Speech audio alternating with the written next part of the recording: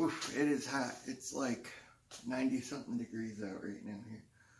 And I was joking when I said, geez, it's like 90 out, but it's 94 degrees out. Oh my.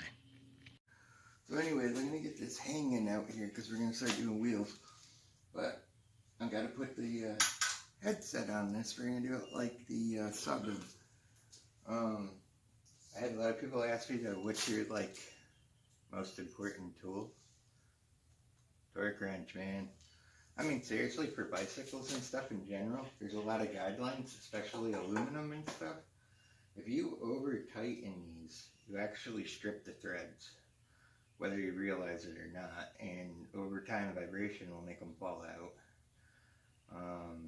When you have that situation, that's why they make green Loctite, because it actually fills the gap and holds the screw in for threads that are loose.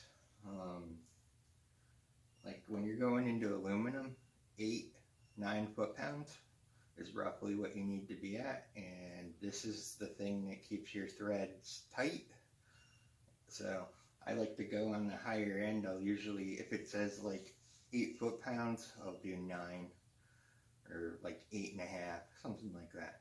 So you got to get in the ballpark with stuff and get an idea and not get insane, because you over tighten this, your whole headset could fall apart. So these are all loose right now, as you can see, and I'm going to leave it like that because a lot of people don't know how to do this either, apparently. So what I like to do, if I can find it out here, there we go, is you want to put all your assembly together and get this top on. And just tap it. Make sure it seats really well. You want to hand tighten these a little bit till it's just snug. Really loose. Just snug, like finger tight.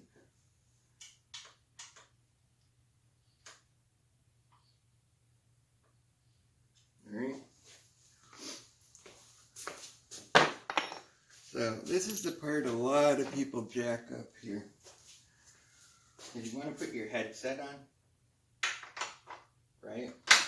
A lot of people just leave it like that. They'll put the thing on, they put the cap on, and leave it like that, and all their shit comes loose, and they can't figure out why. Alright, I cannot stress this enough. You buy spacers, okay? That's very important. Spacing rings, they make all different sizes. You can buy a whole pack of them, okay? So for this one, we're going to put 1 and 2. So we're going to put this on. Now, this needs to be slightly lower than the top of this, and I'll explain why in a minute. But you want this to actually be lower than the height of this by a little bit, like 1/8 of an inch, 1/16 of an inch if you're metric, like 2-3 millimeters. Okay, so we got this loose now. So you take your button cap and the head stem cap, whatever you want to call it, you put your bolt in. You got your insert in there, or if it already has it, you want to tighten that down. The point of this is to pull the whole assembly tight. Alright? So you don't have to go crazy. You just want it tight. Okay, so now all of this is pulled together, nice and tight. All your bearing assembly, everything just got pulled together. You got a spacer holding your headset, and then this cap is pulling down on the headset to pull all that tight. Alright? And for me, I'm going to do this quick.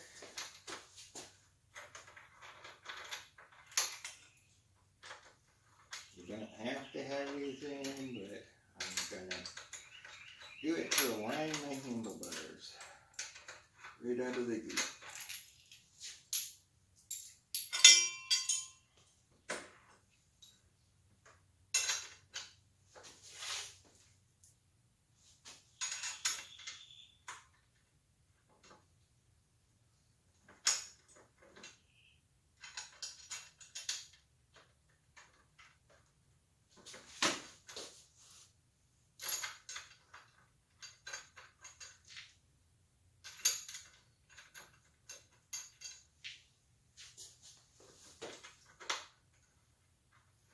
just because I know these, I'm pretty sure I got them where I want them, roughly up and down and all that good stuff. Oh yeah, this was tricky. This was that headset I made last year. Okay.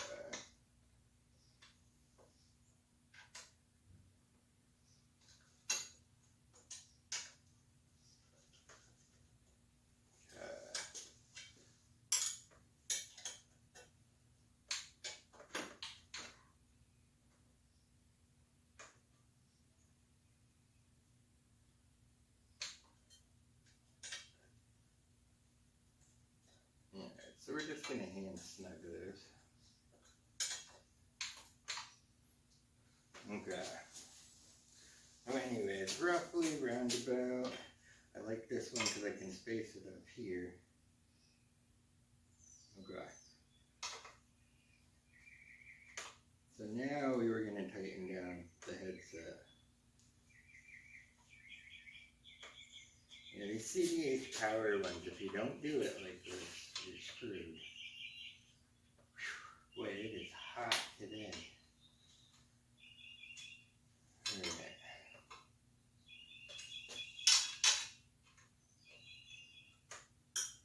Okay.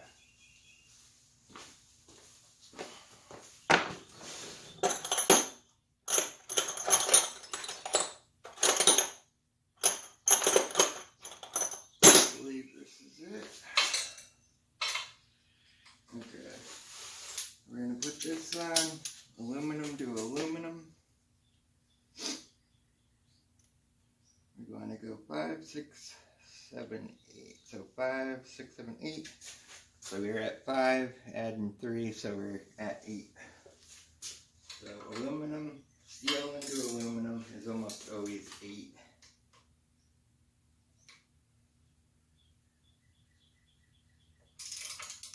You gotta kind of trust your wrench. You know? There we go. So that's 8.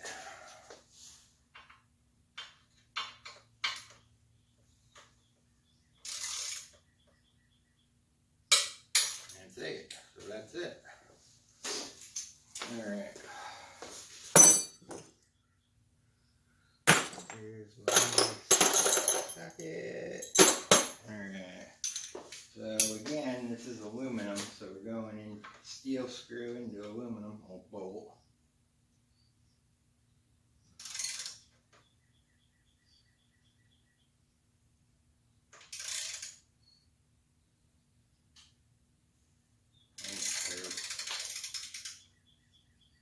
That's a bad thread.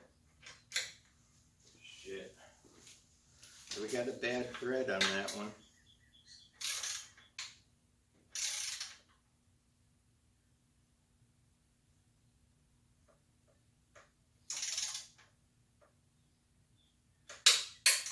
Alright.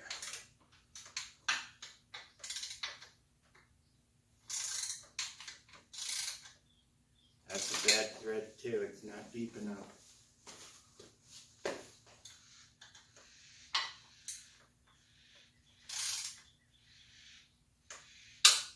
Alright, so this is why I say it's important, and I had a feeling that was going to happen. So I took one of these at one point, and I went all He-Man on this stud right here. So now that is stripped out.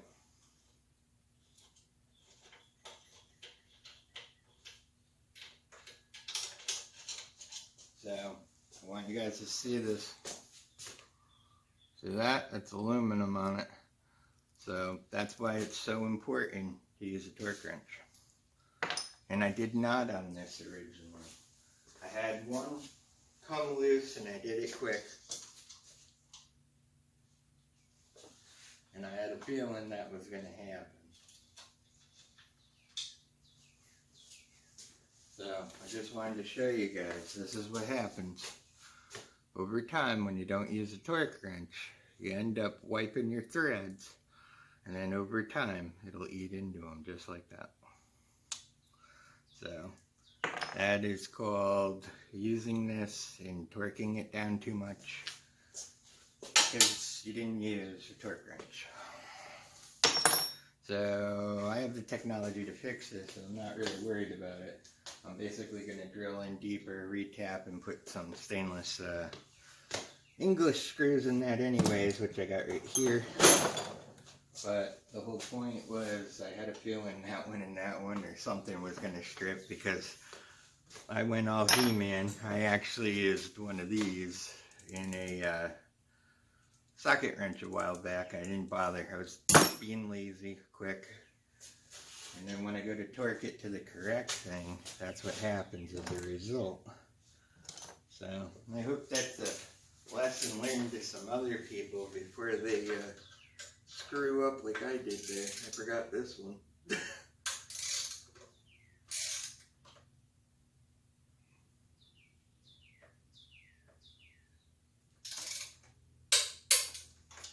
So, 2 of those bolts are wiped. Alright, so we got everything up, and it's all sitting nice and level. I take a bar from here to here on the bottom, and I put a level right on it as I'm putting it up, and that way we know where everything's nice and flat when it's going to sit on the ground. When I'm doing the carb, all that next. Hey, I want to note something with the big long pedals, just in general, even the Chinese ones for the extended cranks, these are even longer. You never want to have a pedal down like that when you're turning corners, or it'll dig in and flip you over. I just see a lot of people do that, or even just regular pedals, dude. Because if you're on a bike going 20 miles an hour and that pedal digs, you're flipping. The rear end comes up and you're going over the handlebars. I've seen a lot of people do that on e-bikes and stuff too, so just be aware of that with pedals on these. In general, especially the wide ones, you always kind of want to have your feet, you know, in that rough orientation of some kind, because this is a definite killer down around the corner. But yeah, there we go, we're up. We're going to get the brakes going next. I got my discs. Something weird. Here we go. We are going to cut the pattern out, then cut the whole pattern for pit bike brakes. And then we start making adapters. We're doing all hydraulic pit bike brakes. And I'm not even sure what I'm going to do. I am going to keep this fork. I decided that, by the way. Because I just don't have a good suspension one anywhere. It's like I checked all of them. I got some up there and shit. And I just don't have one I want to rebuild and stuff. In all honesty, I like the straight forks. Kind of looks, you know, more motorcycle-ish, chopper looking, especially with the handlebars that are going to go on it. So I think I am going to keep them. I may actually cut that bracket off though, weld it, and re-anodize it. So not sure yet, because these are steel, by the way. They're just coated. They're coated. Everyone's like, oh, they're stainless, blah, blah. No, they're cheap Chinese coated steel ones. If you do ever weld stuff on those, you got to be very careful. Remove all this coating. Probably when I do that, I'll remove it up to here, because that stuff will kill you. And if you ever do weld it and you get sick, drink as much milk as you possibly can, because it will stop this from going, especially galvanized metal. That's another idiotic thing I see some of you guys doing. Do not weld galvanized steel. The plating on that will kill you. And that's another one. You just need to drink milk. I just want to make that very clear to a lot of people. And then you need to go get medical help. But the milk will stop it from absorbing into your blood. But be smart when you're welding stuff like this, because you don't realize what the Chinese do to this stuff. And this right here is actually galvanized. So, but just so you know, like the EMT tubing, all that kind of stuff, it's all galvanized. You know the plates that they use for, I don't even know if we have one in here. I keep all the scrap stuff in here. Oh, beautiful.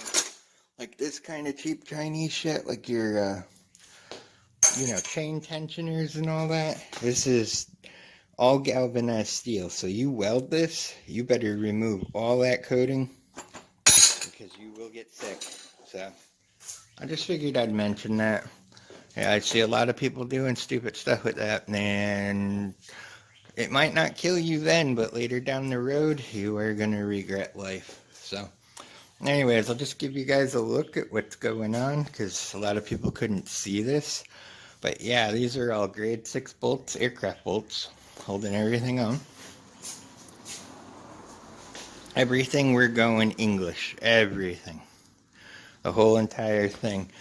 These were actually English to start with. They were, some quarter 20s I had, because if you watch this fork, it came untapped, and that was why it was so cheap. So I said, well, I'll do it. But, so I'm probably going to get those stainless ones, the quarter 20s, and put those in there as well, just to make it all match. But yep, that's it, man. So this has got to come off. This is all getting redone anyway, so. But I love this system. This was like the best.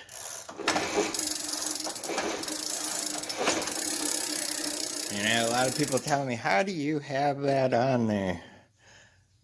But yeah, that is 420 chain right there. That's straight up legit 420. Everyone's like, nah, I think it's bicycle chain. That is not. Motorized bicycle chain's smaller than that. I don't think oh, hey, wait, I may have some. Yeah, just for a comparison. Here's the motorized bicycle chain. And I hope you guys can see that. It's just so damn hot out here. Oh yeah, let's do it sideways. That makes a lot of sense, right guys? Y'all gonna do a backflip to watch that shit? So just so you can see them side by side. But yeah, it really is legit 420 chain. So this is actually not, this is bicycle chain. And what I did is I cut the sprocket down. And that was a nightmare, by the way. So yeah, I don't know. But yeah, there is a hub. I made a hub. And it's got a set screw with a keyway going into it. And that's just a regular derailleur, Jesus. It's a regular freewheel like you buy and put on a bicycle. So, anyways.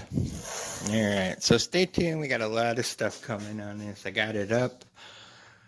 Now I don't have to drag it around on that. I'll take all that stuff off it so I can use that for some other stuff. But, yeah, the takeaway from this is that buy yourself one of these. Get a low torque one. You don't need a big one. You want like anywhere from like 1 to 30 foot-pounds usually. This one goes from 5 to 80, I believe, but I use this on a lot of other stuff other than bicycles. I got the bike suspended like work height now. I'm going to be putting pedals on it, and yes, it is like directly over my car right at the moment, just hanging there.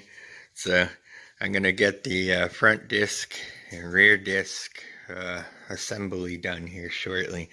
But I need pedals, and they have a set of these, and all the studs fell out. So currently I'm making studs for it. So I got one in there, and just Loctiting them in this time. I think I'm only going to do 4 on a thing. And then I'll probably blue the aluminum just where like the holes are and scratches on these. So I did 4 in the front, 2 in the back. So not too bad, but that's what we're going to use for pedals. Alright, so next issue I have is my carb's going to sit perfect. I bought a boot, US shipper, fucking China. So I'm missing the boot to go over here. I have a plate I'm going to cut that goes through a bracket down to here where I'm going to drill a hole to stabilize the carb to the whole engine assembly. And I don't have it. So It's becoming very frustrating getting parts. But I'm going to put a boot and a nibby carb on it. So that's the deal there, just like I did over here. Except we're not using any tubing. So same kind of deal. But anyways, we're back to here. I got that. We're going to try these wheels.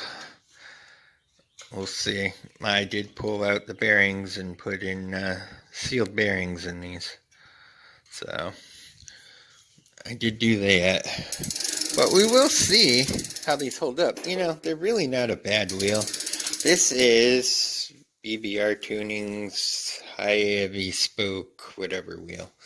So we're going to give these a go. My bearings were pure shit in these. I'm not going to lie to you. They were crap. So I did do the bearing swap, different shaft, because the shafts were crap on those too. In the ones I just bought. But they match. The other ones had better hardware in them.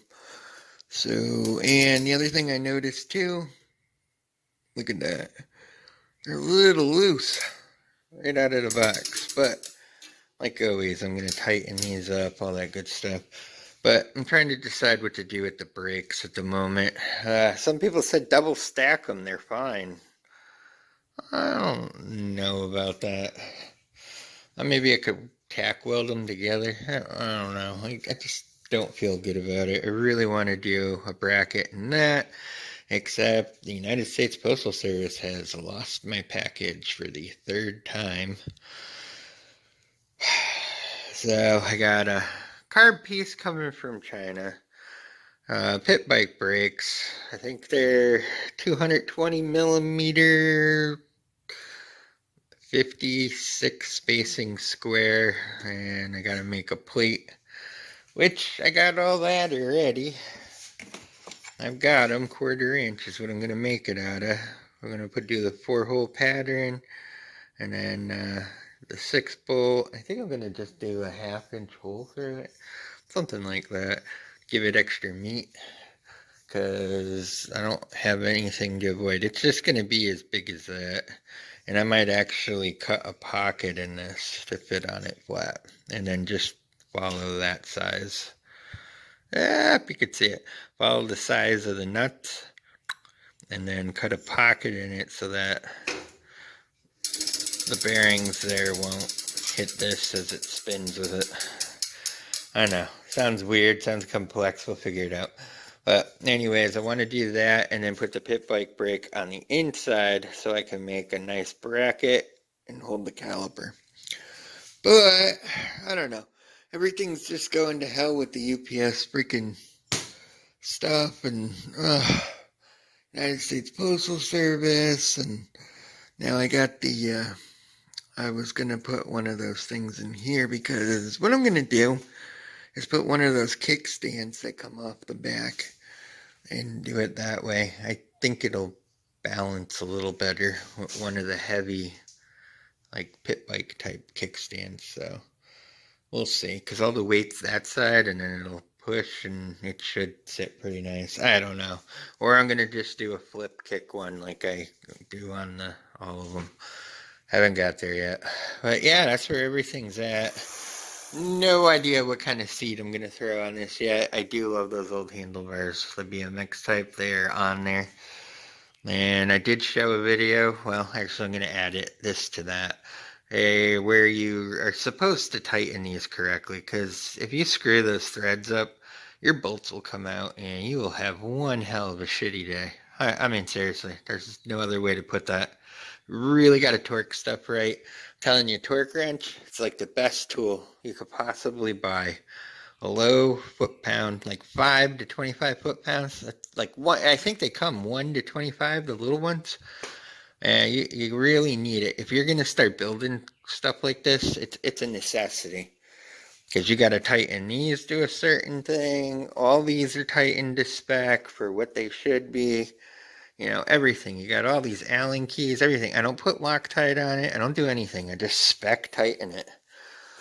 And, you know, you do it right, you can reuse a lot of stuff and it'll stay together and it's just a lot safer. So, I don't know. But yeah, I mean, I even fast-tracked that a couple times with just an Allen key torquing the crap out of it. You know, that's what everyone does. I admit it.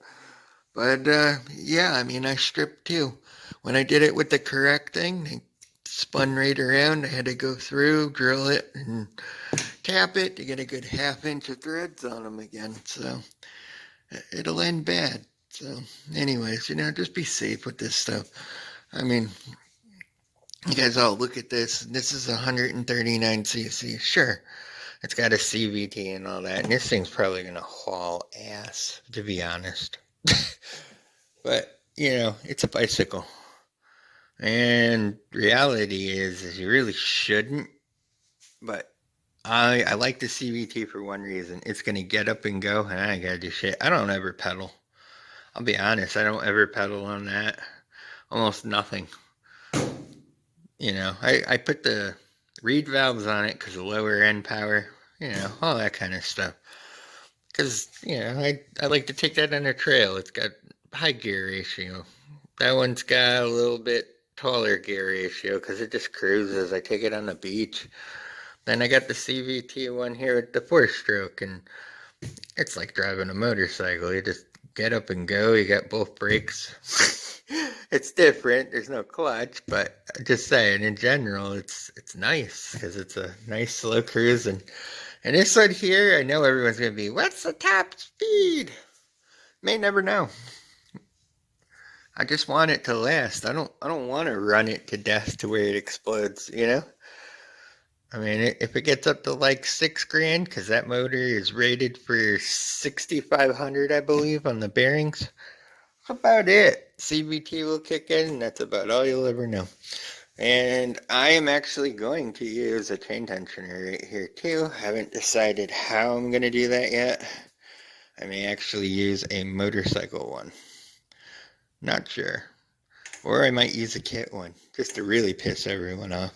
I did that on the 4-stroke. I've actually done that on a couple bikes now that I think about it. But, you know, the 4-stroke has one. I've never had it flip. I've never had any problems. That one's straight chained. That one has one of those U-brackets. I bought that from, I don't know. He's got a big channel. I can't think of his name. No, sorry about that. I don't know. I'll look it up and add it. But I bought it from him. He's got a gigantic channel. That thing's been awesome. I think that's one of the best chain tensioners I've ever had. It's so easy to adjust. It's really straight on. I know a lot of people have these flip, but you gotta use good freaking hardware. I mean, seriously, the stuff that comes with it, it's all crap. Strips out. That's your main problem, is people over tighten them. And the hardware's crap. And the bolts get loose because the threads are no longer, you know, matching perfectly. It gets around, it flips, goes through the spokes and kills you. So, yeah, there's a little bit of stuff, you know, ditch all the crap hardware. Like, I pulled the shaft out. You know, those are all grade 6 bolts. Everything's grade 6. Look at the yellow. See anything not yellow? I mean, everything on this is grade 6. These are actually grade, these are, oh, they're even harder than that, grade 8. I bought those over there, retapped them, and put them in, I think, almost this far. It's an engine stud. So, out of an old Ford. So, but yeah, everything's grade 6 and stuff on this. So, you know, you just gotta be safe when you're building shit like this. Even the collars on my crank are grade 6. So, anyways, I just wanted to mention that to you guys. You know, you gotta be safe. These are stainless. Yeah, the only thing that's metric is actually this, because it just came that way, and not going through all that. But, yeah, I'm trying to keep this all English bolts too, by the way. It's all English, so we're getting there. But, I don't know. And these are actually legit 3/8 shaft. I just wanted to mention that too. These are the old school ones out of a BMX bike. They were the ones where you had the extra long shaft so you could put the, you used to put your pegs on them, and then you could like double bolt I can't remember who did it. It was nuke proof bearing hubs. I have 2 of them, and I pulled them out. It's too bad I can't use them in this, or I would do that. But yeah, nuke proof hubs. I pulled the shafts out of them, so they're super hard. But I'm trying to do all English, you know. It's something different. It's like all American, or this is where it started. This hobby, it was in America. So I mean, let's make this shit in America. But the spokes and shit aren't. But hey, what are you gonna do? Nobody makes bike frames and stuff anymore here in this country, so, you could scratch build one. I ain't going that far, but you get what I'm saying. I'll retap all these, everything. Everything's going to be English when I'm done with this. So, anyways, alright, peace out, man. But this is where I'm at. Yeah, it's literally hanging over my freaking car right now, but I got it at work height where I can work on everything like the carbon stuff now. So that's the goal. I love how this works. I think that's awesome. All right, peace.